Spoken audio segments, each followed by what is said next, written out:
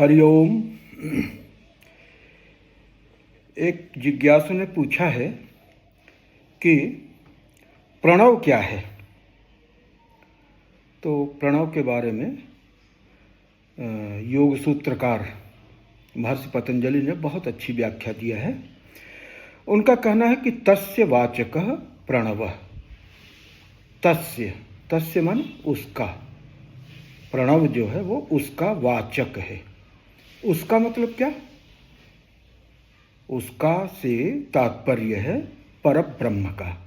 परब्रह्म जो है वो वाच्य है और उस परब्रह्म पद का वाचक ओंकार है। तो कहने का मतलब ये हुआ कि एक परब्रह्म हो गया और दूसरा शब्द ब्रह्म हो गया। ये जो शब्द ब्रह्म है वही ओंकार है, वही प्रणव है और वही परब्रह्म का वाचक है। क्योंकि सत्ता अपने होनेपन का उद्घोष करती है, नहीं तो फिर कैसे मालूम पड़ेगा कि यह सत्ता है ना। अपने होनेपन का उद्घोष करती है और ये उद्घोष ही ये महानाद है,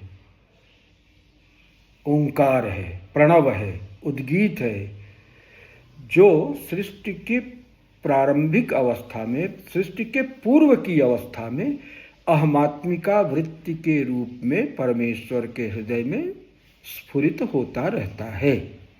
जैसा कि हम लोग चर्चा कर रहे थे, प्रातः स्मरामि हृदय संस्फुरदात्म तत्वम। तो ये जो आत्म तत्व है ये स्फुरत्ता है। परमेश्वर के हृदय में जो स्फुरत्ता है वही सृष्टि रूप में बाहर विवर्तित होती है। तो इसका, सृष्टि का मूल उत्स ओंकार है? सत्ता द्वारा अपने होनेपन का उद्घोष है ये, इसलिए इसे महाराव भी कहा गया है। तो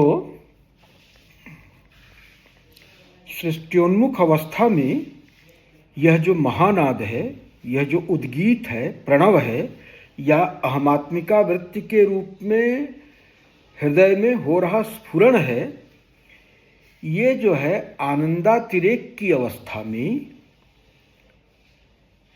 परमेश्वर के हृदय से बाहर छलक पड़ता है और फिर बिंदु से नाद, नाद से कला और कला से तत्व और फिर तत्व से भुवन की रचना होती है। तो माने समस्त सृष्टि का जो मूल उपादान है वो ये ओंकार है। इतना महत्व है इसका। प्रारंभ में ये अस्फुट नाद के रूप में, अहमात्मिका वृत्ति के रूप में परमेश्वर के हृदय में स्फुरित हो रहा होता है। विश्वात्मिकाम तदुत्तीर्णाम हृदयम परमेशतु परादि शक्ति रूपेण स्फुरंतीम संविदम नुमः। तो ये परादि शक्ति जो है वो स्फुरत्ता के रूप में परमेश्वर के हृदय में निवास करती है। और जब सृष्टियोन्मुख होती है तो यही जो अस्फुट नाद है वो बाहर जो है छलक पड़ता है और नाद से कला, कला से तत्व, तत्व से भुवन की सृष्टि होती है। तो ये नाद जो है ना, जब अस्फुट से स्फुट होता है, अव्यक्त से जब व्यक्त होता है, तो प्रारंभ में जब भी मुंह बंद है, मुंह खोलेगा तो ये जो गुंजन है मुंह के अंदर वो आकार के रूप में ही स्फुरित होगा। ये प्रकृति सिद्ध है।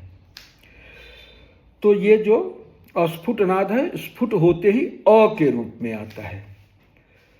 फिर ये चूंकि शक्ति दशा ही है, शक्ति का प्रवाह ही अ के रूप में आया, तो अ होके फिर वो शक्ति का प्रवाह रुक नहीं जाता है, शक्ति दशा का प्रवाह बना रहता है।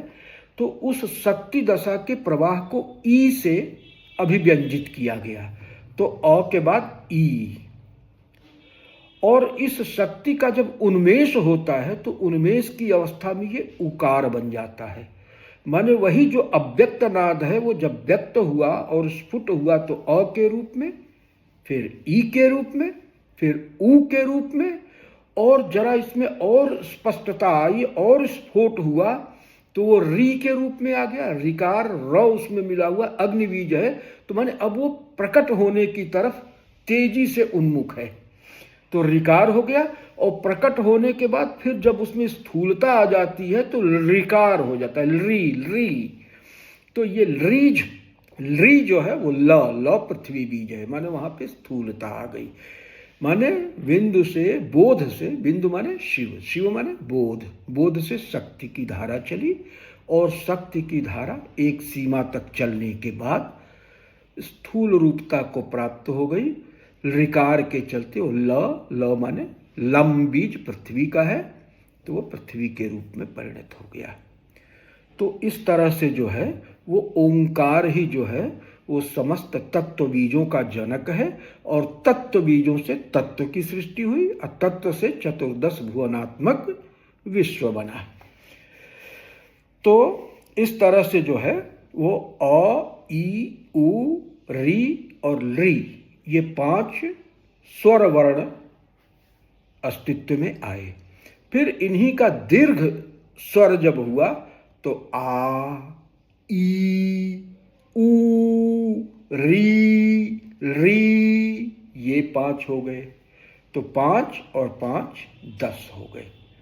अभी तक ये स्वर वर्ण है। फिर स्वर वर्णों में संधि शुरू हुई, अ और ई मिले तो य बन गया। य क्या हो गया? ये अ और ई के मिलने के बाद देखिए क्या हुआ, ये 2 तत्व बीज मिल रहे हैं, ये 2 वर्ण मिल रहे हैं, तो इससे एक तत्व बीज की उत्पत्ति होती, य की उत्पत्ति। यम वायु बीज है, इसी से फिर वायु की उत्पत्ति होगी। इसी तरह से अ और उ मिलेंगे तो उ बन जाएगा, है ना। तो आद गुण उ और अ मिलके क्या हो जाएगा, उ को व हो जाएगा। वम बीज यहां से आ गया, वम बीज माने जल का बीज आ गया, है ना। री से ल बन गया, पृथ्वी बीज हो गया। री से रम बन गया, अग्नि बीज बन जाएगा।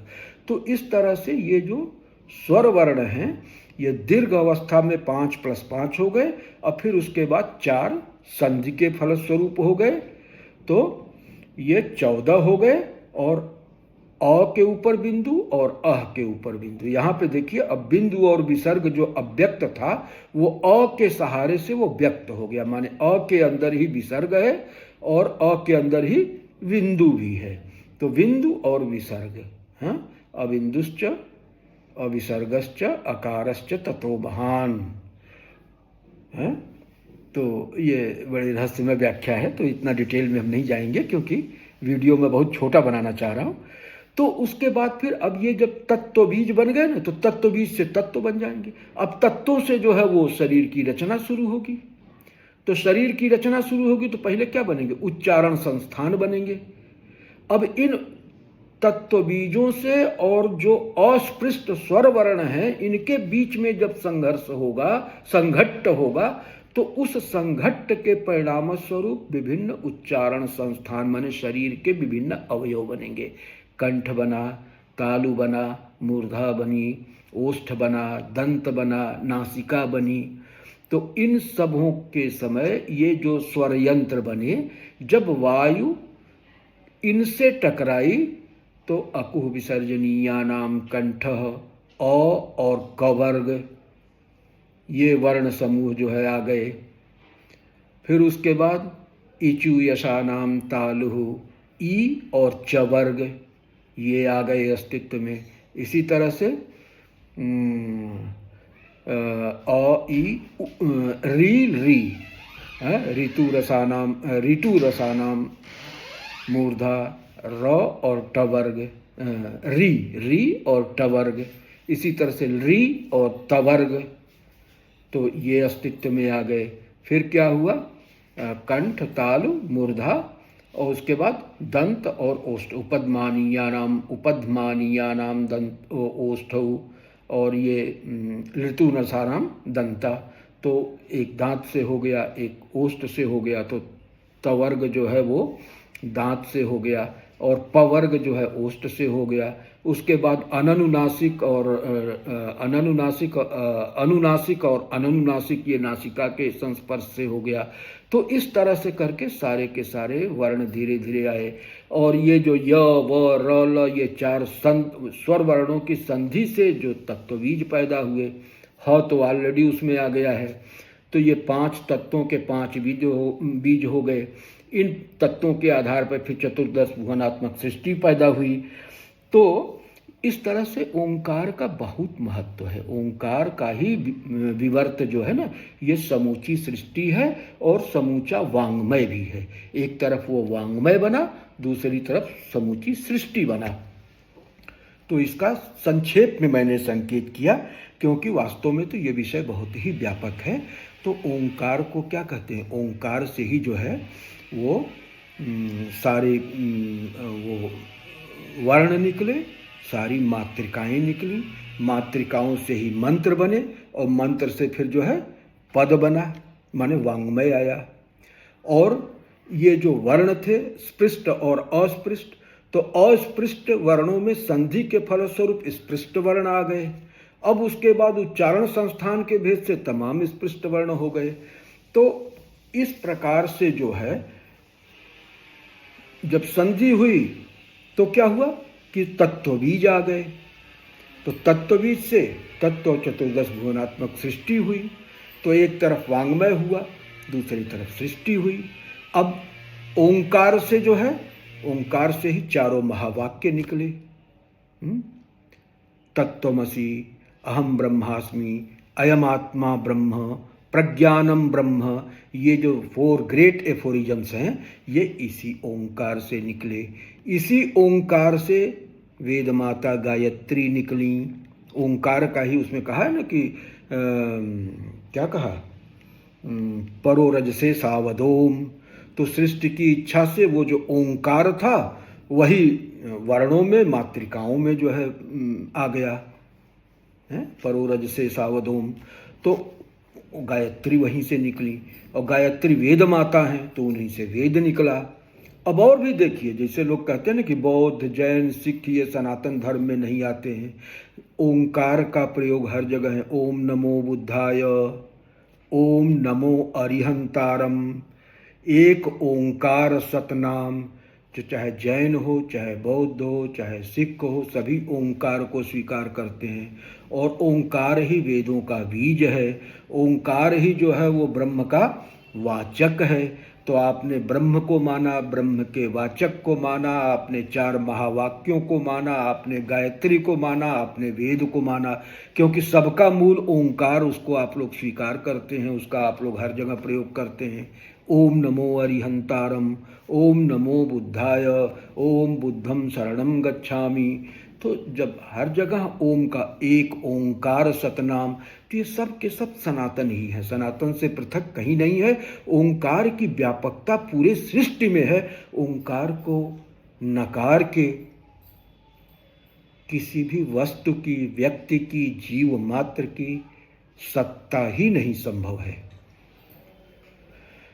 तो इसी बिंदु पर मैं अपनी वाणी को विराम देता हूँ। ओम पूर्णमदः पूर्णमिदं पूर्णात् पूर्णमुदच्यते पूर्णस्य पूर्णमादाय पूर्णमेवावशिष्यते। ओम नमः श्री गुरुवे शिवाय। ओम नमः श्री परदेवतायै।